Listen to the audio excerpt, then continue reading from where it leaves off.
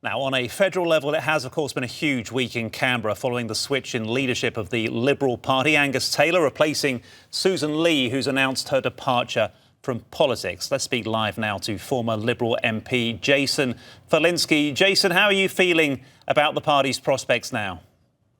Well, happy Valentine's Day, and like anyone on Valentine's Day, I'm only feeling good thoughts about the Liberal Party today. Well, thank you for wishing me happy Valentine's Day. I think you're the first, so I do appreciate it. Susan Lee, was she given enough time to rebuild after what was a really bad election result last year?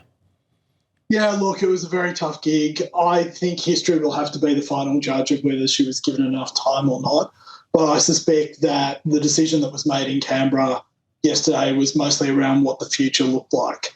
So I think that a lot of members of parliament were looking forward, not backwards, when they decided that a change was necessary. I think James Patterson laid out the case for why a change in leadership had become necessary. And to be frank, I think that there was always a view that Susan should be given at least a budget in reply speech. But the events in Bondi and the hate speech laws accelerated that timeline so that, unfortunately, her leadership came to an end yesterday.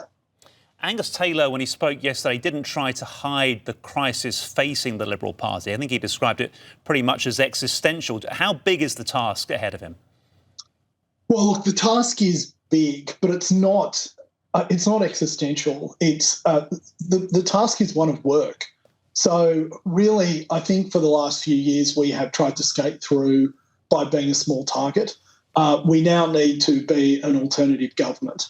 And that means actually prosecuting policies and prosecuting Liberal Party values, which Australians have never been crying out for more louder. I suspect that a large part, maybe even 60 or 70% of the support that One Nation is receiving in polls at the moment is actually Australians saying that they want the Liberal Party to get off their backside and actually stand up and have a fight with the Labor Party and the far-left ideologues that basically run our country at the moment. We're getting different views about how much the fact that Susan was a woman played a part. Obviously, Jane Hume is there as deputy leader now.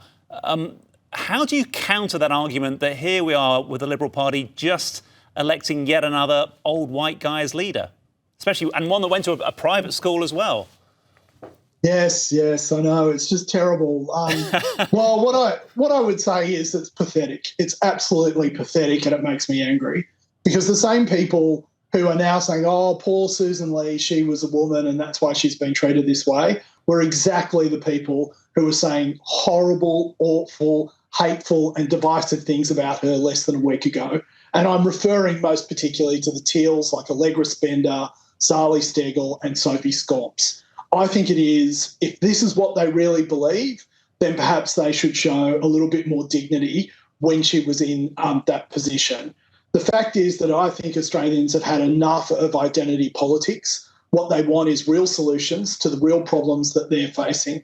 I'm not saying that Angus Taylor will be providing those. I believe he can, and I hope that he does. What I am saying, though, is at the moment, the Teals, what's left of the Greens and the Labor Party are the cause of most of the concerns and anxieties and frustrations that Australians are feeling, and that's why they want the Liberal Party to do better. And that doesn't just happen because the person who's saying the policy happens to identify as whatever, oppressed group you want to put them in.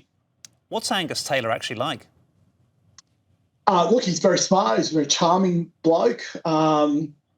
He's a person who deals with you on the basis of your arguments, not on who you are.